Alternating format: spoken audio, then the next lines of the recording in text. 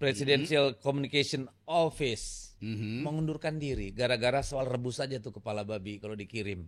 Gimana ini, problem apa sih sebenarnya ini? Bukan kami yang akan malu, bangsa ini akan malu. Anak cucu kami akan melihat di 2009 kok segini ya kapasitasnya. Jadi betul-betul udah mengendap di situ keinginan untuk melengsarkan wakil presiden. Sekarang masalahnya kenapa selama 2 tahun Pak Jokowi menahan kejujuran itu. Jadi artinya Pak Jokowi membuat gaduh selama 2 tahun. Keahlian Raymond itu apa dipertanyakan. Keahlian Roy Suryo juga mau dipertanyakan. Itu saya sebut ini duel kejujuran aja sebetulnya. Atau ini adalah sebuah pertarungan politik belakang layar? Pasti ada pertarungan politik belakang layar.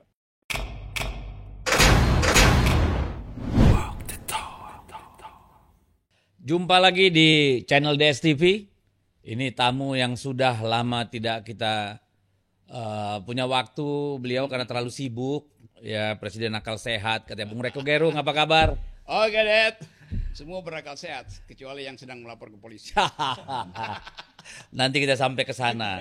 Yang pertama saya lihat di media sosial tuh ada aktivitas terkait apa, hutan atau apa ya kemarin ya, dengan Menteri Kehutanan.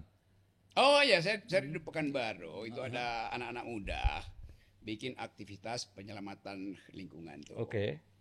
Dan saya diundang di situ untuk kasih kuliah. Juga ada Kapolri di situ tuh. Dan orang merasa bahwa saya lagi bisik-bisik dengan Kapolri. Padahal Kapolri yang lagi bisikin-bisikin saya. Apa tuh yang dibisikin? Coba. Dia bilang dia mau jadi aktivis saja katanya. Oh ya.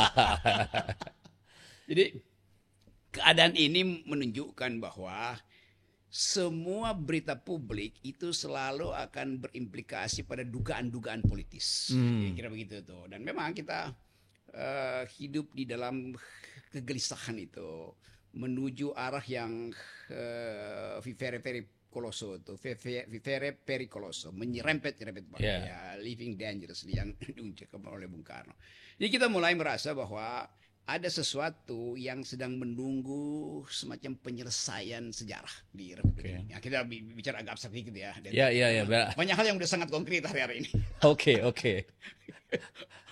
Jadi ini kan memang kalau kita melihat kan isu yang paling panas selama 1,5 bulan terakhir itu kan isu soal ijazah. Yeah. Kalau saya sendiri agak malas ngomentarin ini karena saya ngapain sih lagi ngomongin yang itu aja ya, maksudnya orang yang sama gitu ya. Tapi kan kelihatan tekanan publik begitu kuat dan gencar ya, sampai gerakan massa, belum lagi di media sosial begitu masif, sampai di acara-acara televisi, podcast dan sebagainya.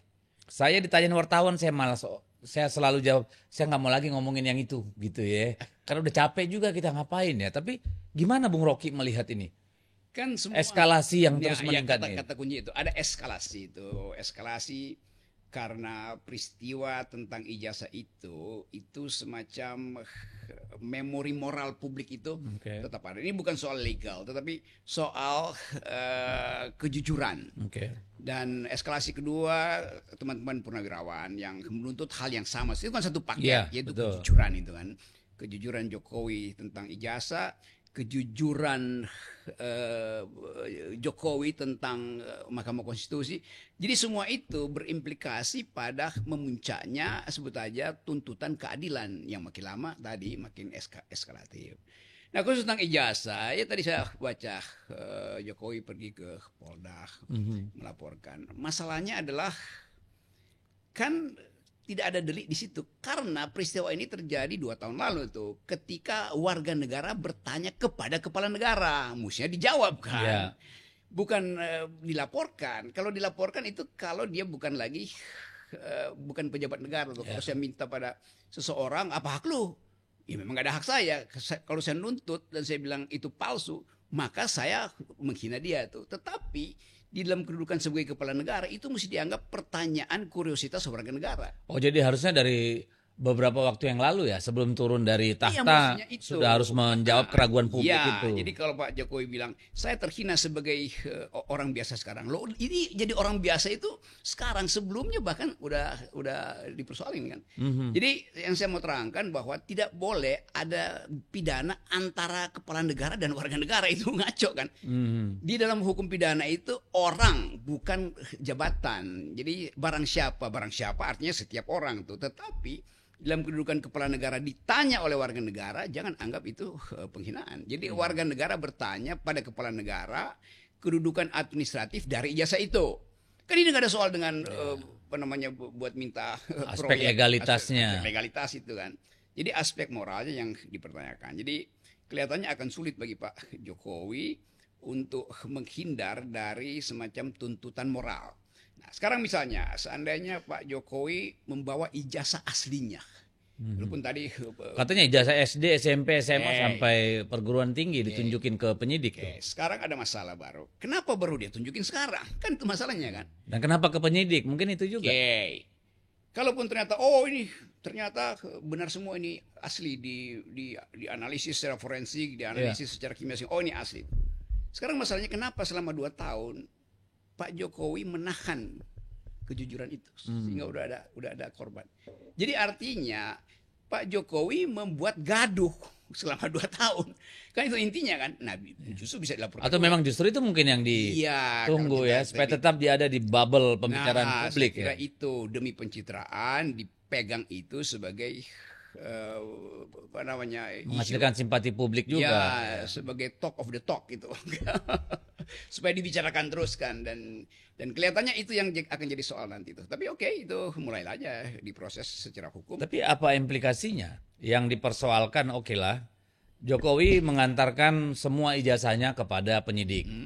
Ya, walaupun saya bingung kenapa di Polda Metro, bukan di Polda Metro apa di Mabes Polri? Polda Di Polda. Kenapa bukan, kan beliau KTP-nya mana sih, Solo apa DKI ya? Kenapa tidak di Polresta Solo misalnya disampaikan? Polresta Solo ada gugatan lainnya di situ ya. Oke. Harusnya sama disampaikan aja kan. Iya dong, karena kan domisilinya di sana. Iya, tapi wartawan kurang kalau di Solo. Oh, tetap aja banyak tuh tiap hari. Lain kalau Jakarta kan, melapor ke Polda itu. Oke, tapi apa gamenya apa ini sekarang? Kalau ditunjukkan, di sisi lain sudah ada gugatan. Nah ini proses apanya gimana nanti? Misalnya dipanggil orang-orang yang diadukan. Anda ini kan sebenarnya apa namanya tipiring ya, tindak pidana ringan ya kan? Ini kan soal apa namanya? Kertas A4 aja kok. Iya, jadi apa yang diharapkan dengan mengadukan ke Polda? Implikasinya apa? Proses hukumnya apa ini nanti? Orang-orang tuh dipanggil, tunjukin mana yang kau anggap palsu, loh mana yang asli, kan gitu nih, bingung kita. Target pertama adalah memperpanjang dan mendramatisir drama, gitu. Jadi akan dibikin drama dulu kan, supaya ada pemberitaan, beliau tetap on top of pemberitaan itu. Lalu mulai disusun rencana bagaimana supaya isu ini pada akhirnya dianggap sebagai non-issue, tetapi sudah keburu dapat impact positif pada Pak Jokowi. Jadi tetap melaporkan itu di dalam rangka mengumpulkan poin positif, kira-kira begitu tuh. Mulai dari itu kan akhirnya kenapa sih ini? Jadi playing victim lah ya. Playing victim itu. Tetapi konsekuensinya juga panjang tadi. Kalau misalnya terbukti itu palsu dan pembuktian itu masih dimungkinkan itu, maka ada masalah dengan legitimasi beliau tuh. Kalau terbukti itu asli, ada masalah dengan watak beliau yang mengambangkan soal ini selama 2 tahun dan bikin kegaduhan satu republik. Itu aja. Saya kira lebih dari 2 tahun kan, ada yang sudah Bambang Tri atau siapa itu namanya? Iya, itu kan sudah lebih dari 2 tahun lalu kan. Nur, ya, betul. Jadi sebetulnya udah ada korban dari perilaku, dari watak ngeyelnya presiden, kira-kira begitu kan. Kan mesti dari awal ya beritahu aja kan, ini kenapa sih? Jadi sebetulnya kalau dia dilakukan dari awal, maka semua hal yang bersifat politis hilang gitu kan. Iya. Tapi saya baca itu lawyernya bilang ya ini supaya ada pembelajaran, tidak ada orang yang sesuka-sukanya menuntut. Loh, ini bukan orang, ini warga negara bertanya pada kepala negara. Nanti semua orang juga bertanya. Ya nggak mungkin semua orang bertanya. Karena harusnya kan memang itu dokumen publik kan. Karena dia sudah dimasukkan ke KPU sebagai dokumen persyaratan administratif, sehingga kemudian menjadi masuk akal kalau orang mempertanyakan, karena ini kan ada problem di situ. Iya, itu banyak lagi. Ya kan PDIP tahu dong sekarang. Iya, itu post factumnya iya, tetapi sekarang masuk pada hal yang konkret. Nah, ini yang sering jadi dipakai oleh buzzer ya. Yes. PDIP gimana apa nggak selidiki ijazah? PDIP tahu. Lah, PDIP kan bukan perusahaan yang kalau orang mendaftar anggota itu harus ada ijazah. Nggak ada itu aturan itu, karena siapapun berhak menjadi anggota partai. Yang kedua, ijazah itu persyaratan administratif untuk ikut kontestasi pemilu. Nah, di situ Siapa subjeknya? Ya KPU, Iya, benar. bukan partai politik gitu ya. ya biasa itu nyerempet-nyerempet buat nyari sensasi juga nih buster-buster ini. Iya, dan sekarang Ibu Mega lagi dituduh bikin sayembara. Nah ini tadi saya mau bikin VT ini untuk Bahwa Egy Sujana. Katanya Ibu Mega membuat kampanye 14 miliar kalau bisa membuktikan ijazah itu palsu. Aduh, saya juga bingung apa lagi ini. jadi kita masuk tadi pada keadaan yang kita sebut aja politik atau keadaan sosial yang anomi, tanpa tanpa tanpa norma, tanpa arah itu. Dan ini yang jadi bagian yang saya perhatikan. Presiden Prabowo mau bereaksi apa terhadap soal ini? Itu lebih menarik sebenarnya. Orang menunggu apa reaksi presiden terhadap tuntutan purnawirawan. Persoalan ini ya. Dan kelihatannya ya presiden anggap masuk akal, tapi mesti ada momentum. Tapi tetap prinsipnya presiden makin merasa bahwa mesti ada yang dibersihkan. Karena moral publik makin lama makin eskalatif tadi Iya, untuk iya. menuntut kejujuran tuh. Nah, saya juga bingung ya, karena kan sewaktu rame-rame, pengacaranya pernah bilang, nanti akan ditunjukkan. Lalu kemudian ada kejadian wartawan, kalau nggak salah dipersilakan untuk melihat, tanpa boleh memfoto. Ya, nggak tahu boleh nyentuh apa enggak, gitu ya. Lalu sekarang menunjukkan kepada penyidik, kenapa ya berbelit-belit gitu? Panggil aja tuh semua yang menuduh-nuduh tuh nih. Ya, Silakan begitu buktikan ya. Dan sekarang ditujukan pada penyidik, penyidik terima itu sebagai barang doang kan. Soal asli nggak asli ya itu bukan urusan penyidik kan. Iya. Penyidik hanya menerima itu sebagai barang bukti untuk memulai proses itu kan. Iya. Kan, Harusnya nggak perlu tunjukin ijazah nggak kan? tunjukin ijazah juga. Laporkan saja orang yang Lapor. dianggap mencemarkan nama baik ini ya, atau melakukan fitnah ini. Ya, prosedurnya begitu aja. Iya. Dipanggil mana ijazah aslinya. Betul. Jadi, Kenapa kau tuduh ini palsu? Iya. Kan gitu nih. Mana buktinya? Kan mereka tunjukin tuh yang sudah ditunjukin di TV, di mana-mana. Kenapa mesti ditunjukkan kepada penyidik? nah sekarang misalnya dibandingkan antara yang dibawa Pak Jokowi dan yang dipublikasikan oleh PSI. Yang mana sebetulnya? Kan PSI yang mulai kan. Oh, ini loh ijazah aslinya tuh. Oh, awalnya PSI yang PSI itu ya, kan ini kita udah lihat kok. Dan itu yang dipakai oleh dipakai dan dianalisis bahwa oh enggak itu palsu. Kalau begitu yang asli yang di penyidik. Kalau begitu PSI buat berita palsu dong kan. ya melakukan kebohongan publik. Iya. Nah, kemudian pertanyaannya nih. Kenapa harus pergi ke polisi melaporkan? Ya karena polisi masih dalam sphere of influence dari Jokowi. Oke. Kira begitu kan. Dengan cara gampang kita baca begituan. Kalau dia jujur ya datang aja ke kumpulan alumni UGM kan ini loh. Dan undang ke mereka yang bertemu di Solo, kasih tahu aja kan di situ ini kalau nggak percaya nih. Foto Atau aja. nggak perlu respon sama sekali, toh dia bukan presiden lagi. Yes, tuh, intinya. Jadi Ini apa yang ditunjukkan dengan pergi ke polisi? yang begitu? pertama memberitahu bahwa beliau masih punya kemampuan untuk mempengaruhi opini publik dan masih punya semacam harapan palsu bahwa polisi masih bisa dikendalikan. Kan tetap di dalam publik merasa bahwa polisi tetap ada di dalam sphere of influence dari Presiden Jokowi dan mantan Enggak, Jokowi. ini kan akhirnya kan yang dilematis bagi polisinya. Polisi Dia akan memanggil orang-orang yang dilaporkan. Lalu orang-orang ini diminta membuktikan keaslian. polisi harus membuktikan bahwa mereka ini telah menghina, Ya. telah memfitnah. Oke. Nanti kan modal mereka adalah ijazah yang sudah mereka lihat secara forensik usianya, apa namanya, secara fotografinya dan segala macamnya lah. Ya toh? Lalu kan polisi harus minta yang asli ini. Yes. Minta yang asli untuk kemudian dibandingkan. Ya mungkin itu yang tadi dibawa yang asli. Tapi pertama yang soal tadi polisi mesti menentukan ini delik apa bukan. Pertama. Kan ini bukan delik karena tidak ada lagi penghinaan pada presiden kan. Iya. Jadi kalau penghinaan pada orang iya, tetapi pada waktu kasus ini dibuat tempus delictinya adalah ketika beliau bertugas Presiden. sebagai presiden tuh. Karena masyarakat punya hak untuk mempertanyakan itu toh. Karena masyarakat yang memilih maka boleh dia bertanya itu. Ini bukan urusan hukum dia bertanya itu. Iya. Tapi urusan moral aja. Memang kalau melihat apa yang berkembang di publik ya soal ijazah itu seperti kata ya. Menurut siapa tuh Sianipar yang ahli digital forensik itu Raymond. Resmond ya. Lalu lihat apa yang disampaikan oleh Rosuryo. Saya hanya melihat dua itu karena menurut saya punya kepakaran gitu. Ya. Ini kemudian kan menjadi tugas polisi membandingkan itu Ya. dengan yang ditunjukkan Pak Jokowi kan. Artinya mereka harus membuktikan dulu bahwa ada yang asli. Ya itu ya artinya polisi akan minta saksi ahli itu. Iya. Nah, keahlian Raymond itu apa dipertanyakan? Keahlian Roy Suryo juga apa mau dipertanyakan? Nah, itu. Jadi ini akan jadi, karena itu saya sebut ini duel kejujuran aja sebetulnya, Oke. atau duel ilmu pengetahuan. Pada akhirnya mesti diperoleh teknologi untuk membuktikan apakah ini bisa dibahas secara digital atau secara uji kimia, kan itu panjang tuh peristiwanya. Atau ini hanya sekedar duel wacana aja, buying Iya, time. kelihatannya cuma duel wacana kan. Tapi di ujungnya ini mesti diputuskan. Jokowi pernah berbohong atau tidak itu kan. Siapa yang akan memutuskan? Publik akan menilai pada akhirnya. Oh, oke. Kalau ini diambangkan, itu artinya publik anggap oke, kebohongan Jokowi itu ditutup-tutupi oleh penyidik misalnya. Mhm. Atau sebaliknya tuh, penyidik betul-betul ingin memperlihatkan kejujuran dari Jokowi kan. Iya, Cuma iya, itu. iya. Itu aja yang kita tunggu ya. Aja. Oke, jadi selesai dulu aduh soal ijazah orang satu ini gak kelar-kelar. Malah kita yang kena getahnya kan. Padahal emang gue pikirin mau asli mau kagak gitu ya. Itu saya mau ikut. Karena udah lewat kan. Kalau itu gue ikut sayembara juga Bu Mega nih. Nah, itu dia tidak benar karena Bu Mega kan nggak mungkin ngurusin soal-soal yang kayak begini pakai sayembara kayak buzzer gitu ya.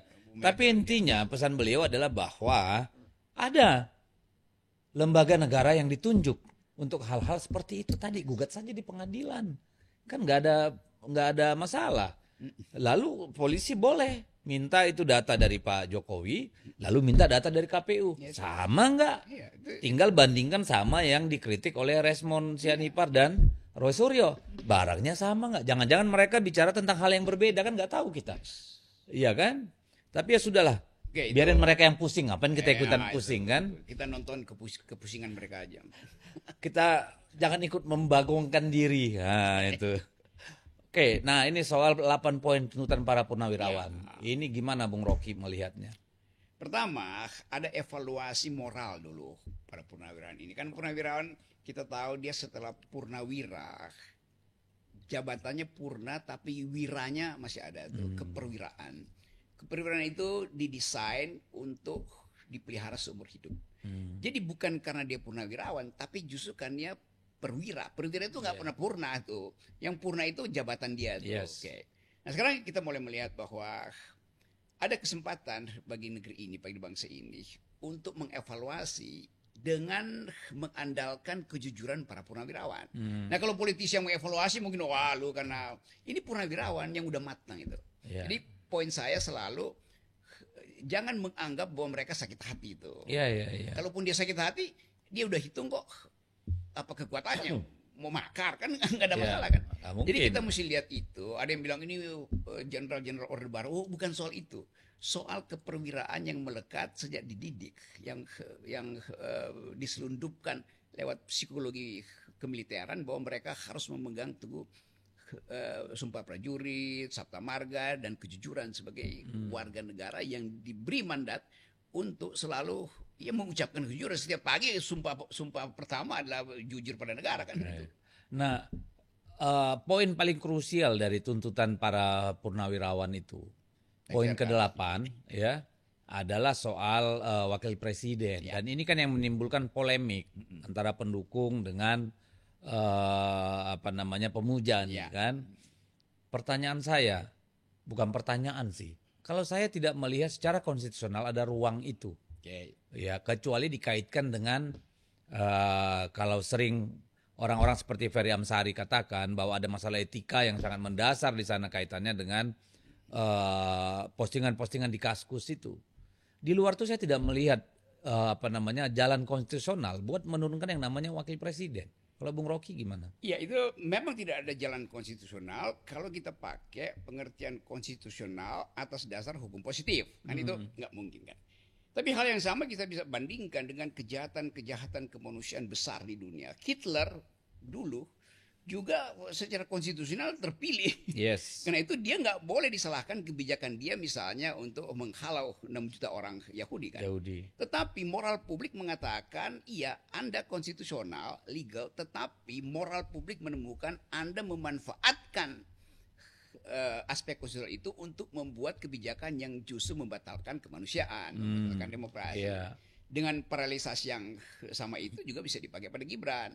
Karena dianggap bahwa ya bukan Gibrannya yang bermasalah, tapi Mahkamah Konstitusinya. Kenapa begitu? Karena hakim ketua mahkamahnya kan udah dapat keputusan melanggar etik oleh Majelis Kehormatan kan. Jadi kalau dia melanggar etik, artinya paradigma etiknya itu menyebabkan semua orang merasa bahwa ethics first, baru diperiksa keputusannya tuh. Jadi harusnya dari awal memang sudah dibatalkan. Jadi Gibran dapat durian runtuh dari pelanggaran etik yang dibuat oleh pamannya itu. Tinggal dilanjutkan logikanya. Apakah pamannya pada waktu itu Paman Usman itu punya otonomi untuk menghindar dari tekanan politik presiden? Itu pertanyaan etis itu kan.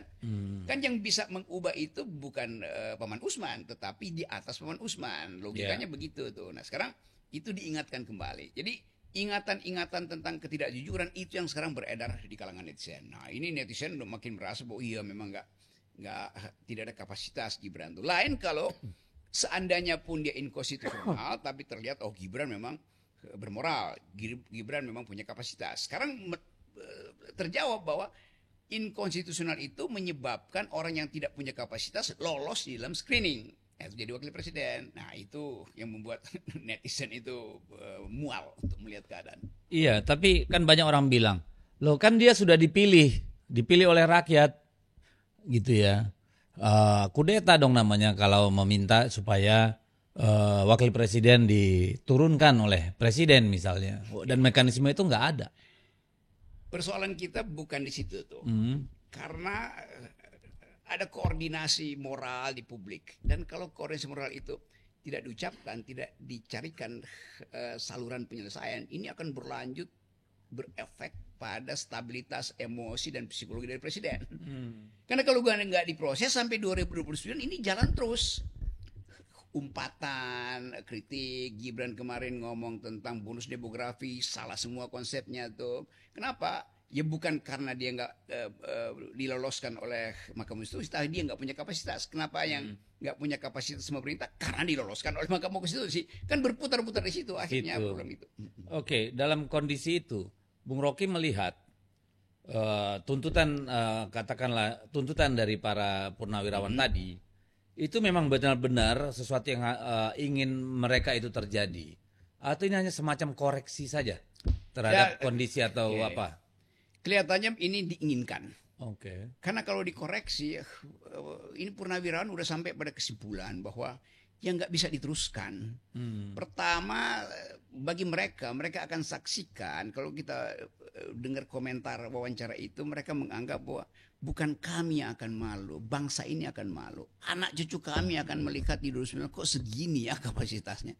Jadi betul-betul udah mengendap di situ keinginan untuk melengsarkan wakil presiden. Tinggal jalan hukumnya apa. Tetapi secara etis saya hitung mereka satu suara ya bahwa ada pelanggaran etis, dan karena itu impactnya nanti bagi generasi yang akan melihat bahwa kita hidup di dalam pelanggaran etis pada akhirnya. Ya, masalah yang fundamental ketika kita bicara soal as a nation ya. Ya, itu tuh. Itu yang jadi problem. Nah, kalau begitu gimana kita melihat situasinya ke depan? Apakah Pak Presiden akan merespon tuh Pak Prabowo? Dan jika tidak direspon, apa yang akan menjadi katakanlah kemudian langkah-langkah dari para purnawirawan itu? Pertama, kalau misalnya yang ngelapor itu Walhi, LBH, BEM itu mungkin Prabowo anggap iya memang iya ada poin di situ, tetapi ya saya ngerti lah kira-kira begitu. Tapi ini yang melapor adalah esprit de corps dari Prabowo. Ya. Para seniornya banyak. Seniornya itu. Jadi terikat Pak Prabowo dengan kesepakatan ketika lagi belajar tentang kejujuran. Jadi Prabowo justru dapat beban baru karena seniornya menganggap bahwa Prabowo harusnya mengikuti tradisi dalam militer gitu kan. Bahwa yang jujur itu mesti diucapkan jujur, lepas dari itu diskresi dari seseorang kan. Jadi kelihatannya Pak Prabowo karena itu dikirimlah Pak Wiranto dengan maksud mendeteksi sebetulnya setebal apa thickness dari kemarahan para jenderal ini. Sesuatu yang serius atau Sangat sekedar serius. Korea atau katakanlah gugatan gitu ya. Kalau sekedar gugatannya itu personal, tapi ini kan saya lihat secara sistematis 2 bulan dipersiapkan itu atau 3 bulan bahkan dan akhirnya gitu ya? yes, dari awal mereka udah diskusi akhirnya putuskan oke, kita bikin semacam petisi atau deklarasi atau maklumat itu kan, dan itu tegas-tegas dibikin pointersnya itu walaupun ada poin yang kadang-kala dianggap ya kenapa mesti kembali ke Undang-Undang Dasar 45 itu. Nah bagi mereka nggak ada soal. Kalaupun poin 1 itu nggak mau diterima, tetapi poin intinya adalah di nomor 8, yaitu pengelengseran tuh. Karena memang mesti ada semacam suasana kebatinan untuk mengatakan kita memang ada masalah dengan sistem politik, karena itu balik ke Undang-Undang 45. Tapi publik menganggap bahwa balik ke situ artinya eksekutif heavy itu. Ya. Oke. Dan kita udah mengalami peristiwa reformasi, balik pada demokrasi dalam pengertian pemilihan langsung, dan kita hargai itu. Lalu para purnawirawan ini pada akhirnya harus mengucapkan hal yang ditunggu-tunggu publik, yaitu kapasitas moral, kapasitas etika, dan kapasitas pengetahuan dari wakil presiden. Jadi mereka mengevaluasi sebetulnya, dan evaluasi itu tune in atau inline dengan evaluasi BEM, evaluasi masyarakat sipil, bahkan evaluasi pengamat luar negeri yang menganggap bahwa mengapa Indonesia memilih Gibran, kan itu intinya. Pak Prabowo tentu punya alasan pragmatis kenapa Gibran dipilih. Tapi alasan etisnya sekarang yang dituntut oleh purnawirawan ini dengan asumsi bahwa masyarakat punya ide yang sama, dan ternyata kalau kita baca secara sepintas, ya itu kira-kira 90% masyarakat menganggap hal yang sama. Atau merasakan kebutuhan yang sama di poin 8 itu. Ya. Nah, Bung Rocky melihat ini sebagai sesuatu yang genuine, sesuatu yang natural terjadi gitu ya. Karena itu tadi eskalasi dan segala macamnya itu. Atau ini adalah sebuah pertarungan politik belakang layar? Pasti ada pertarungan politik belakang layar. Oh gitu. Tapi kita mulai meraba bahwa untuk mengatakan ada pertarungan politik di belakang layar, kan itu apa namanya obscene kan. Di belakang layar itu bagian yang jorok gitu. Bagian depannya, di depan layar itu adalah soal moral tuh. Dan kita hanya percaya bahwa kalau betul-betul purnawirawan ini mengerti bahwa ada tukar tambah di belakang layar, tentu dia tahu implikasinya apa di belakang layar, tetapi yang di depan layar mesti diperlihatkan dulu kan. Iya. Jadi kelihatannya itu. Jadi bagi mereka ini to be or not to be, itu final tuntutan itu tuh. Dan itu menunjukkan akan meluas. Jadi hitungan saya isu pemaksulan Gibran ini pasti akan meluas karena psikologi publik mendukung itu. Bukan saya menginginkan, tapi kita baca realitasnya begitu. Nah, tapi kan orang sering mengkait-kaitkan bahwa ini kegaduhan ini kan lebih kepada sebagai ekses dari pemilu yang lalu, bukan cara menyelamatkan masa depan, tapi ini karena ekses, ada yang sakit hati dan sebagainya. Betul, rasa sakit hati itu jelas karena ada ketidakjujuran dalam pemilu yang lalu itu, keterlibatan aparat sangat masif. Jadi dijadikanlah ini evidence untuk mengatakan akibat ketidakjujuran pemilu terpilih seseorang yang memang tidak punya kapasitas kan, begitu logikanya. Dan logika ini masih mengendap di kalangan masyarakat sipil yang mengerti bahwa iya tidak jujur pemilu yang lalu itu. Nah, ketidakjujuran itu dibaca lalu sebetulnya diasuransikan pada mereka yang punya record tentang kejujurannya itu. Ya militer, purnawirawan kan itu. Oh, di sana ya sambungannya. Sambungannya di situ. Nah, mungkin ini bisa jadi pelajaran juga bagi siapapun pemimpin ke depan, bahwa sepandai-pandainya tupai melompat, ya kan pada akhirnya ya melompat lagi gitu ya. Sepandai-pandai tupai melompat, tetap dia tupai. Karena maksud saya gini kan, ini oke lah sudah menang tadi kan menurut Bung Rocky kan, sebagaimana banyak juga kita suarakan, ada banyak ketidakberesan, kecurangan, manipulasi, ada kejahatan pemilu di sana. Dan ternyata setelah menang itu tidak menyurutkan perlawanan ya dari masyarakat sipil juga terhadap hasil dari proses pemilu yang seperti itu. Itu yang kita sebut sebagai demi misteri dari masyarakat sipil yang mengendapkan soal moral itu, dan dia tahu bahwa satu waktu momentum akan tiba. Jadi sesuatu yang dipenjarakan di benak atau sebut aja dihibernasi oleh kekuasaan, begitu dia mencair maka lelehannya itu bisa masuk ke semua wilayah tuh. Nah, masyarakat sipil mengerti bahwa lelehan ini masuk akal, dan ketika masyarakat sipil membaca bahwa pikiran mereka itu lelehannya itu kemudian dikristalisasi oleh purnawirawan, bersambung ulang itu kan.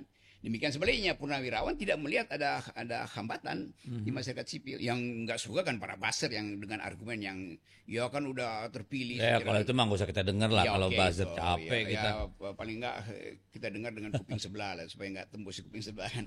Jadi sekali lagi kita mau lihat bahwa kondisi legitimasi dari kekuasaan itu goyah hari ini. Karena apa? Karena digugat secara moral. Kalau digugat secara hukum ya itu 100 advokat ditaruh di situ untuk membela hak dan kedudukan Gibran, nggak ada soal. Tetapi moral publik udah berubah, itu masalahnya. Tapi kan ini tuntutan ini kan membuat posisi presiden jadi serba salah kan. Menurut Bung Rocky apa yang akan dilakukan oleh presiden? Buying time, just let the time heal everything, atau kayak apa nih? Only time can tell, atau only time will heal gitu. Tetapi Presiden Prabowo jelas harus mengambil keputusan, dan saya kira mungkin dalam 2 minggu ini dia akan harus ambil itu. Kalau enggak dia akan dikuasai terus oleh kegelisahan sampai 2030. 2030. Kan ini enggak bakal berhenti itu. Bulan depan mulai masuk Juni, Juli itu masuk baru. Mulai di-train lagi oleh seniornya tuh tentang fufu-fafa, di-train soal ijazah. Dan itu akan didengar Prabowo kembali melalui sosial media tuh. Jadi sekali lagi Presiden Prabowo ada di dalam kepungan headline di mana-mana. Setiap kali dia buka sosial media, lah fufu-fafa masih ada itu. Wah, ijazah Jokowi masih ada tuh. Wah, permintaan pemaksulan. Itu kan nggak bisa menenangkan psikologi beliau yang lagi rumit memikirkan soal ekonomi. Jadi tekanan tidak hanya pada Jokowi dan keluarganya, termasuk pada presiden ya. Terutama pada presiden tuh.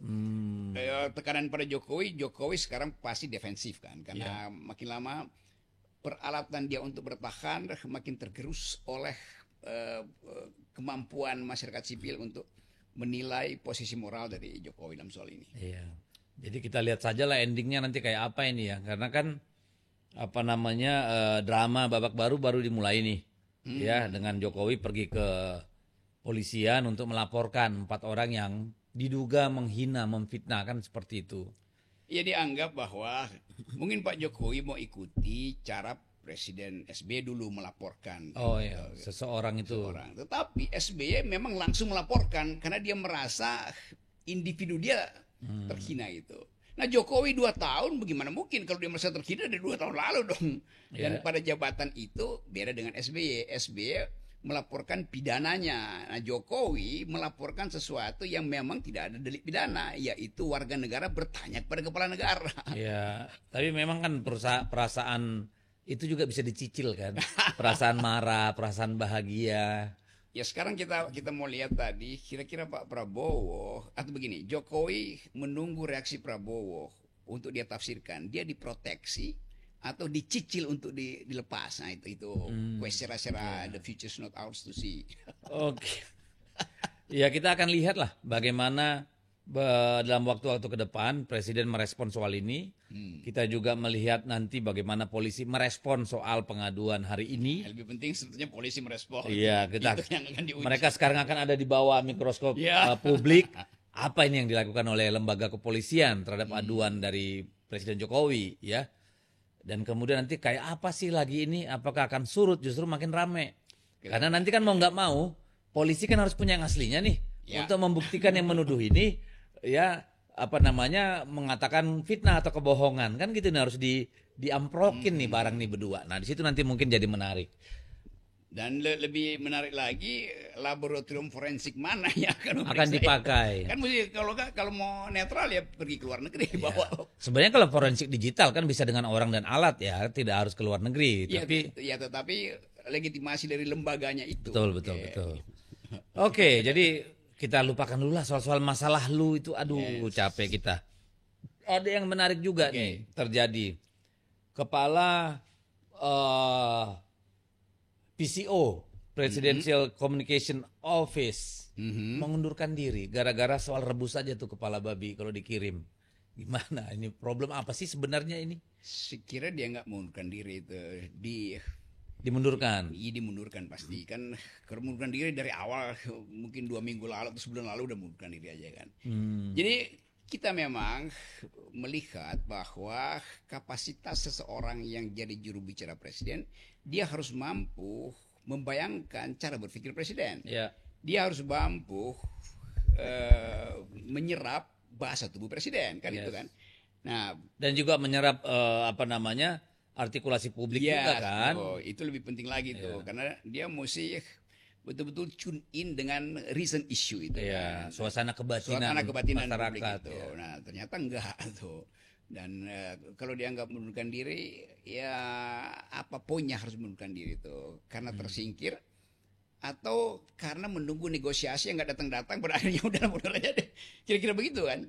Dan ya orang tahu bahwa beliau adalah aparatnya Presiden Jokowi dari awal itu kalau kita lihat recordnya tuh. Iya, karena kan dari dulu membantu di sana, kemudian terakhir kan diangkat Agustus ya, masih pada presiden sebelum Pak Prabowo. Gitu. Artinya bisa dibilang dia kan juga masih lungsuran gitu ya. Iya, Pak, carry over ke dalam rejim yang baru dan mungkin rejim yang baru Prabowo merasa ya, bagaimana kalau juru bicara saya itu bukan saya yang tunjuk?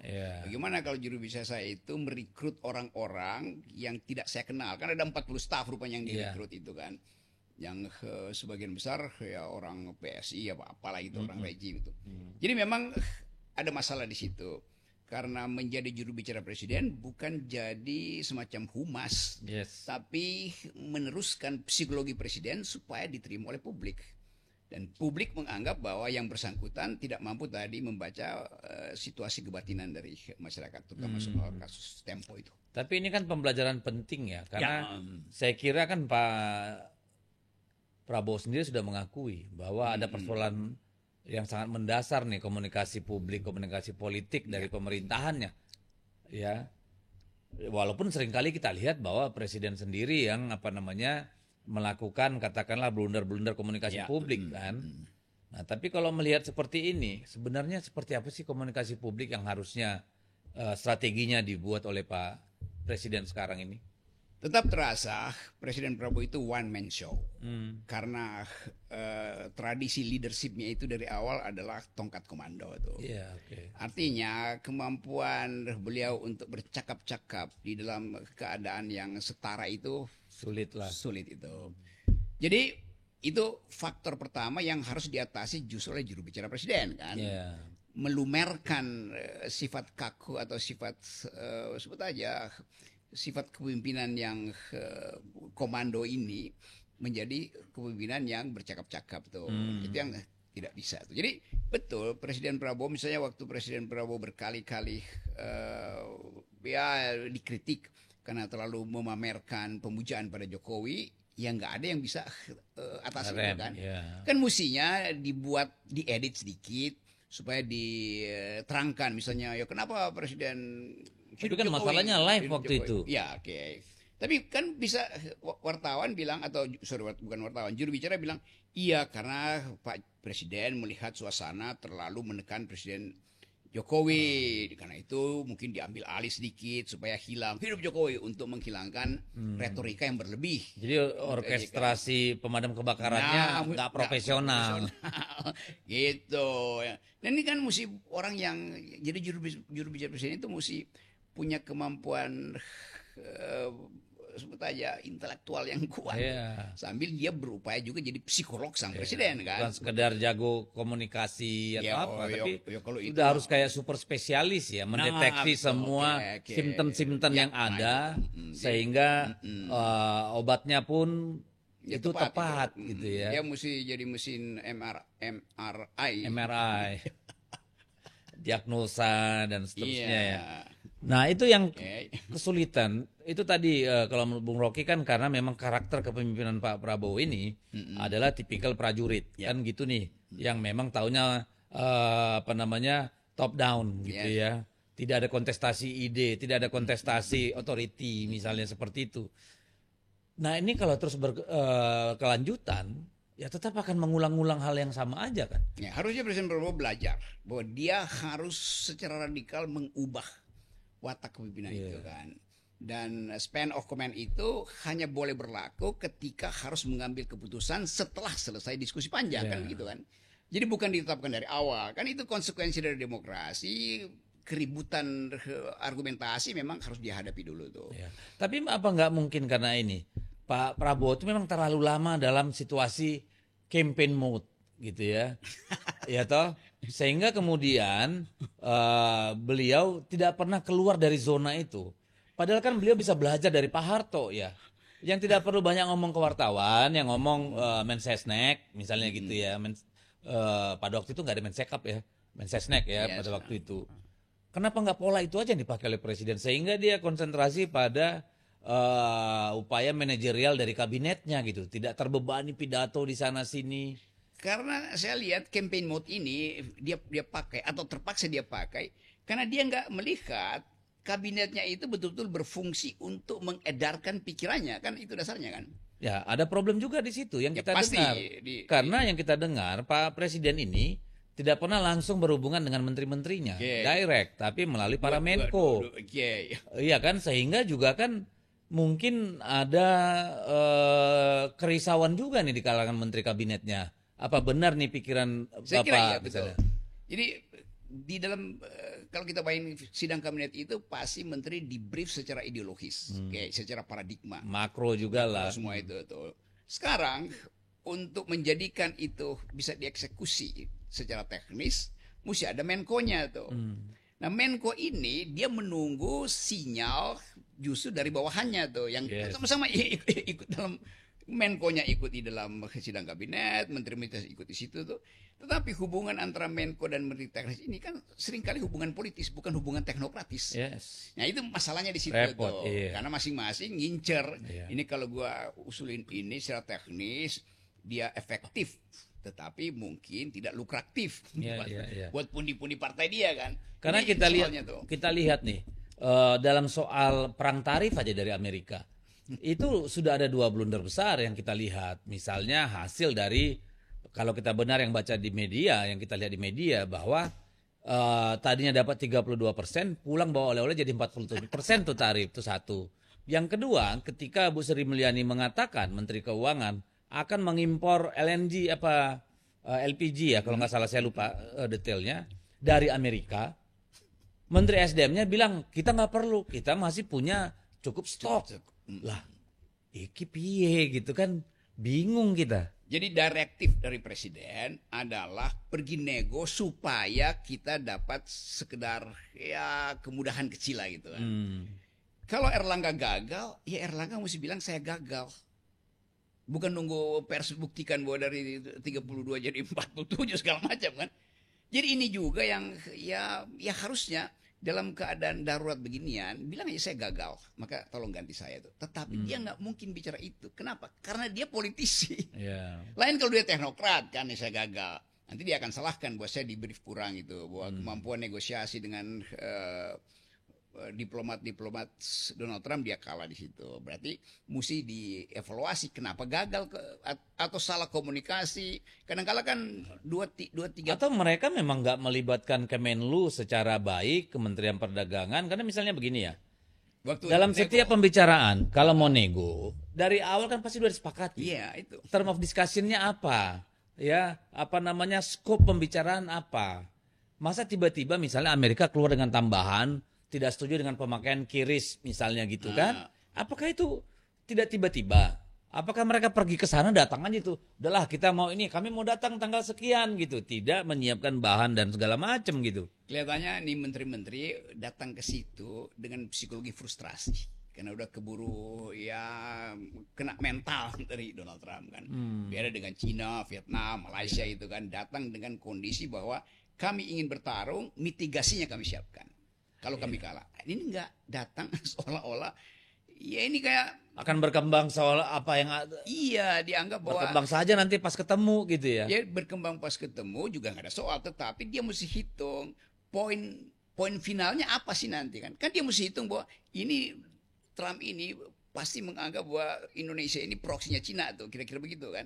Jadi dengan psikologi itu dia mulai membaca hubungan Cina dengan kekuatan diplomasi Cina itu apa, ya dia nebeng aja di situ mestinya kan.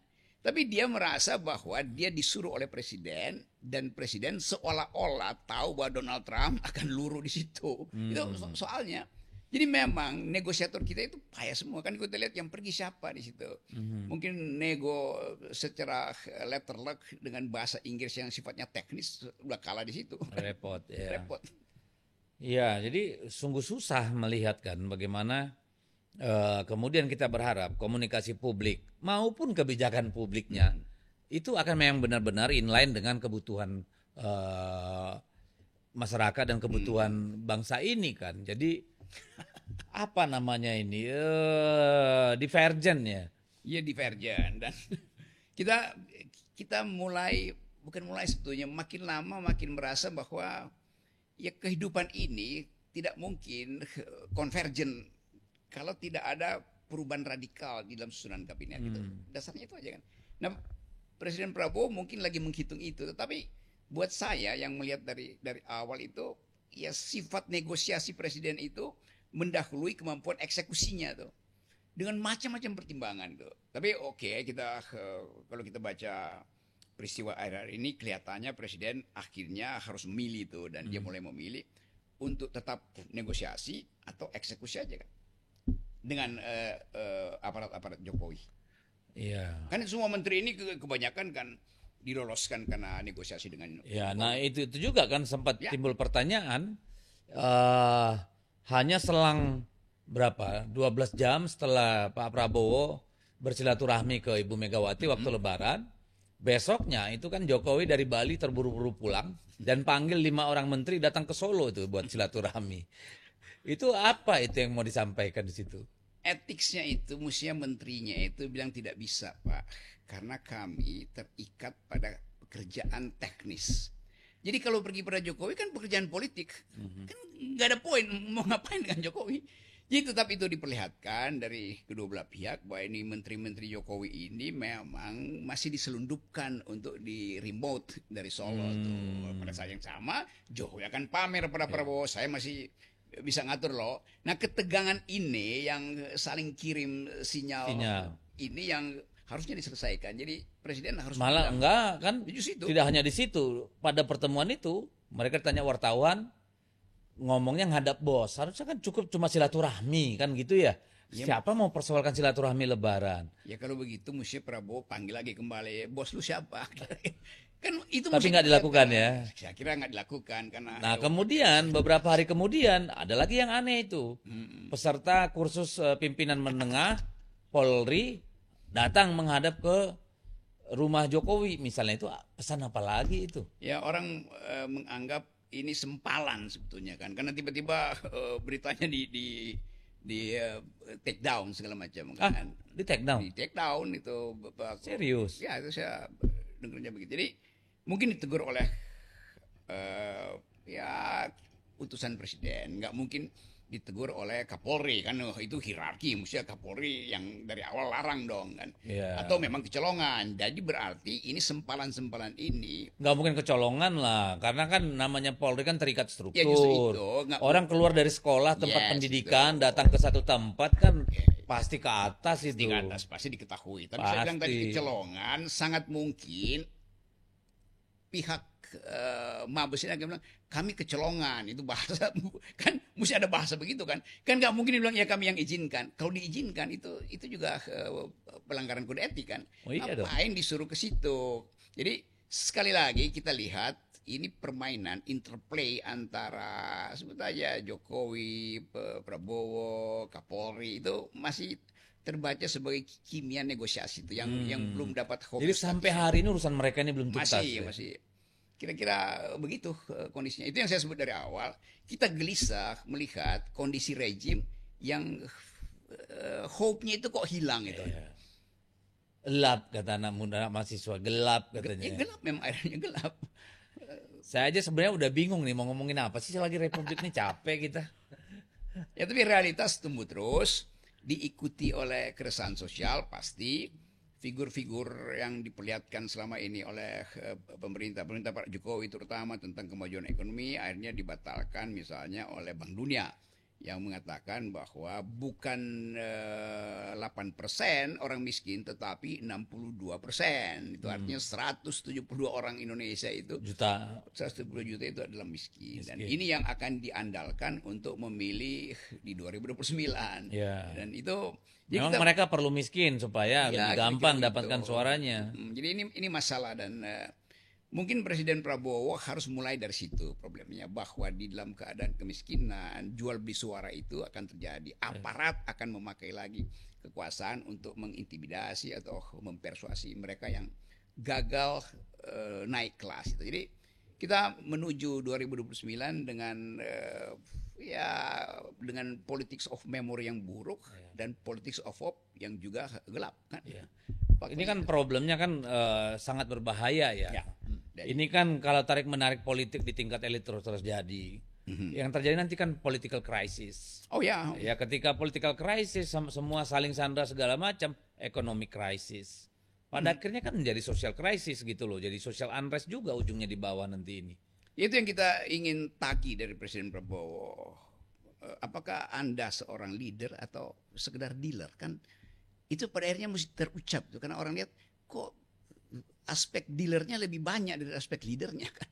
Itu kalau menurut Bung Rocky, emang kecenderungan seorang Pak Prabowo atau memang situasinya yang membuat dia tidak leluasa? Saya merasa ada beberapa aspek yang kelihatannya ya semacam kunci yang masih dipegang oleh Pak Jokowi itu. Entah apa itu kan, kita hanya bisa menduga itu kan.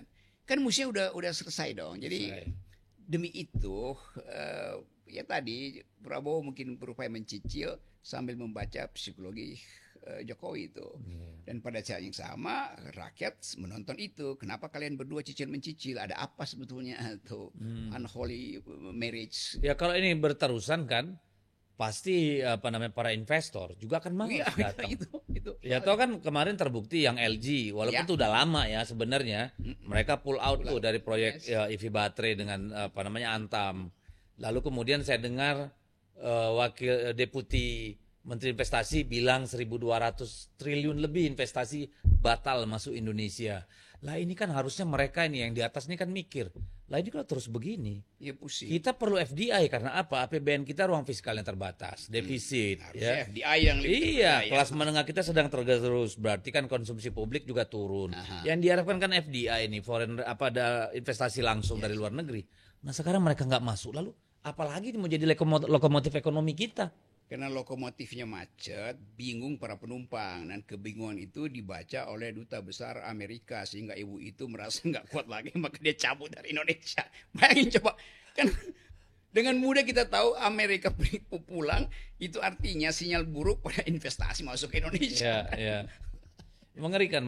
Jadi gawat. Kalau sampai rating kita diturunkan aja, itu imbasnya besar sekali. Karena kemudian kurs kita juga akan semakin melempem ya, nilai tukar rupiah itu akan semakin ambruk dan sebagainya. Itu akan membuat perusahaan sulit membayar utang, akhirnya bangkrut, PHK di mana-mana dan seterusnya.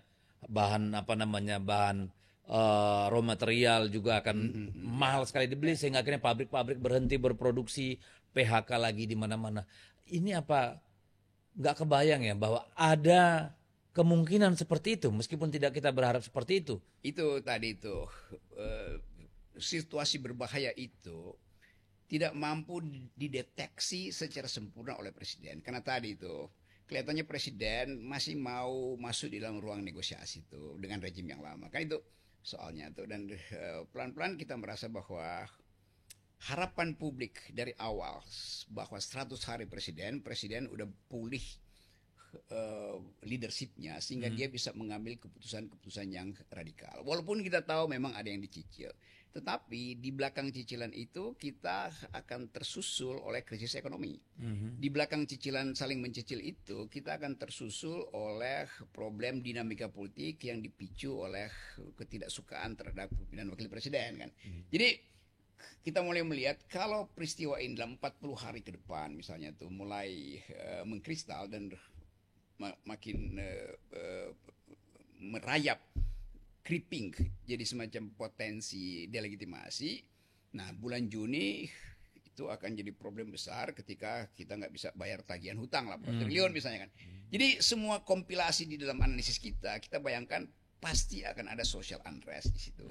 Sementara tabungan mak-mak mungkin ya tinggal sekian ribu, dan kita lihat bahwa NPN, non performing loan dari bank swasta bahkan udah sampai 50%. Kredit macetnya, iya. Jadi semuanya itu kan kita bilang ekonomi itu akan menuntun ketidakpuasan politik, itu aja dalilnya. Jadi yang diselesaikan pemerintah juga kan cuma soal kegaduhannya yang di publik. Nah, iya, tidak persoalan yang itu. substansialnya, akar persoalannya yang fundamental. Ambil contoh misalnya soal jatuhnya saham misalnya. Itu kan dihadapi bukan dengan mengembalikan trust investor, tapi dengan meminta perusahaan-perusahaan itu buyback. Kan begitu nih. Itu. Lah artinya kan uang sendiri itu ya kan. Lalu kemudian soal rupiah yang terus-menerus jatuh misalnya, yang tidak pernah yang fluktuatif lah. Ini semua tidak pernah dihadapi secara fundamental gitu. Hanya kayak pemadam kebakaran saja. Betul, ini ya, pola pemadam kebakaran ini kayak migren yang udah lebih dari 72 jam masih diobati pakai ibuprofen, pakai paracetamol, Panadol. Padahal dia udah mesti di scan apa ada yang rusak dalam pembuluh darah otak. Jadi kelihatannya tidak ada upaya untuk mendeteksi lebih dalam simptom dari kerusakan putih, kerusakan ekonomi ini. Nah, itu yang tadi kita mulai bahas. Menteri-menteri ini kan menteri-menteri yang tidak punya kemampuan untuk mendeteksi bahkan memitigasi keadaan darurat seperti sekarang itu. Karena dari awal mereka menganggap bahwa ini ada APBN, bancakan bisa, itu bisa dicolong lagi. Tiba-tiba ada restriksi, tiba-tiba ada proteksionistis di tingkat global, kan pusing lah. Iya, karena kebanyakan thank you dan giveaway lah ya. Ya, itu jadi mental pragmatik itu yang masih ada di dalam kabinet. Tapi tidak ada keinginan Pak Prabowo untuk kemudian memudahkan span of control dia dengan kemudian mengurangi kementerian dan lembaga yang kemarin dia ciptakan? Kan belum terlambat sebenarnya. Sangat belum terlambat. Dia mesti mulai dengan core self dia apa itu, inti dirinya apa sebetulnya kan. Kalau dia bilang bahwa dia mau jadi seorang populis, dia mau jadi seorang yang betul-betul bahkan pemimpin sosialisasi, ya dia mau screen out dong. Dari situ aja berangkatnya. Dari situ aja, selesai. Jadi nggak usah nambahin kepusingan dengan Danantara dan sebagainya itu. Mulai dari situ, bahwa kabinet saya kabinet ideologis. Arah kebijakan adalah populis yang metodologis, bukan populis demi populisme itu sendiri itu. Bukan populis untuk populer, tapi populis yang ada metodenya. Itu kan selesai kan. Iya, karena kalau bicara populis misalnya, ini kan lagi ramai di lapangan soal Satgas sawit. Saya kan mikirnya kalau dia kemudian populis, tanah-tanah yang diambil segala macam itu bukan dikasih perusahaan, bagi ke rakyat dong. Kan gitu nih logika berpikirnya. Ternyata kan enggak gitu ya. Malah diambil dikonsolidasikan ke BUMN lagi apa perusahaan lagi jadi gitu. Itu yang jadi masalah sebetulnya. Secara ideologis ingin mengutamakan putting people first itu. Tapi yang terjadi oligarki nodong. Dia nodong itu artinya diiyain lagi kan. Kan mestinya ya udah putihkan segala macam itu, bilang cukup selesai, kembalikan itu pada rakyat, bentuk koperasi yang mau dibikin itu. Tetapi memang nilai tambahnya nggak sebanyak yang diambil oligarki itu. Dan pemerasan oligarki itu menyebabkan orang melihat ya kok bagaimana ideologis tetapi oligarkis juga kan. Saya percaya bahwa PDIP menyimpan strategi untuk mengintip semester depan kira-kira politik apa tuh. Gimana? Ya itu yang sebenarnya kan kita setiap hari sama Ibu Ketua itu kan mencoba membaca, mendalami, memahami apa sih yang sedang terjadi dan apa yang sedang dilakukan oleh pemerintah gitu ya. Karena bagaimanapun kan kita kalau berpikir dan melihat situasi, semua kan melihat dengan rasa cemas sebenarnya ya. Tentang bagaimana sebenarnya persoalan-persoalan yang muncul ini harus dimitigasi, harus dicarikan solusinya gitu. Nah tapi sepanjang di tingkat pucuk kekuasaan itu sendiri belum selesai dengan dirinya, gimana bisa ngurusin soal teknis kebijakan yang dihadapi hari per hari. Saya bisa paham psikologi Ibu Mega yang tetap menganggap bahwa ada masalah legitimasi dengan wakil presiden, bukan sekedar diloloskannya dia dari Mahkamah Konstitusi. Itu kan cuma dampak ikutannya. Ya, gitu. Tapi pengetahuan Ibu Mega tentang kapasitas wakil presiden kan itu kan. Dan PDIP betul-betul secara berdarah-darah mengalami peristiwa demi peristiwa, dihalangi, ingin disingkirkan oleh kadernya sendiri kan. Jadi itu yang membuat kita percaya bahwa kalau terjadi krisis sosial ini, mesti ada yang di depan mengatakan secara ideologis, kami siap untuk menyelamatkan kembali Indonesia. Nah kalau kita hitung, nggak mungkin partai di dalam kekuasaan yang ingin menyelamatkan Indonesia. Partai di luar, PDIP punya posisi yang strategis di situ. Termasuk mungkin yang di dalam pun kayaknya udah mulai ngomel-ngomel tuh. Udah mulai nggak nyaman juga, pusing. Pasti karena ya nyolong udah nggak bisa. Itu dia salah satu. Tapi sisi lain juga mungkin ada poin-poin yang valid untuk mereka berbeda pendapat tapi nggak berani berbeda kan. Padahal kan seharusnya perbedaan itu dipelihara sebagai cara kita berdialektika kan. Betul. Ini kan membahas kebijakan itu kalau sekedar mangut-mangut itu penanda bahwa dia cuma ingin dapat, dia tahu bahwa di ujung toh dia akan dapat bagian kan. Padahal mesti bertengkar, kebijakan itu mesti datang dari pertengkaran ideologis. Ya saya berharap bahwa PDIP akan muncul sebagai pelampung negeri ini. Iya, saya kira untuk itu konsisten kalau Ibu Mega ya. Kita berharap ya kita tunggulah. Tapi memang kan situasinya, Ibu Mega bicaranya begini, bahwa kalau ini dibiarkan menjadi satu situasi di mana rakyat berhadapan dengan seluruh kekuatan politik, yang terjadi adalah revolusi. Jadi maka tentu perlu barrier, perlu buffer ya untuk kita menyelamatkan negara. Kira-kira seperti itu. Iya karena hitungan apa namanya nih, pyramid of sacrifice ini, piramida pengorbanan ini akan sangat besar. Jadi Ibu Mega pasti batinya itu menjerit hari-hari ini. Tapi akal sehatnya mengatakan bahwa sangat mungkin ini panggilan sejarah. Jadi kita tempuh aja jalan sejarah. Betul. Dan itu yang tiap hari kita bahas bersama beliau, persoalan trade, persoalan tarif, macam-macam. Oke lah. Tapi saya kira begitu ya. Kita tidak mencoba membangkitkan pesimisme terhadap pemerintah atau terhadap situasi. Tapi kalau kita tidak berbicara secara jelas dan jernih, lalu dari mana para pemegang kekuasaan itu kemudian mendapatkan tesa dan antitesa itu toh? Mereka kan harus mendengar Bung Rocky, mendengar kita untuk kemudian saya udah benar belum ya? Atau kira-kira valid nggak gugatan mereka ini kan seperti itu ya.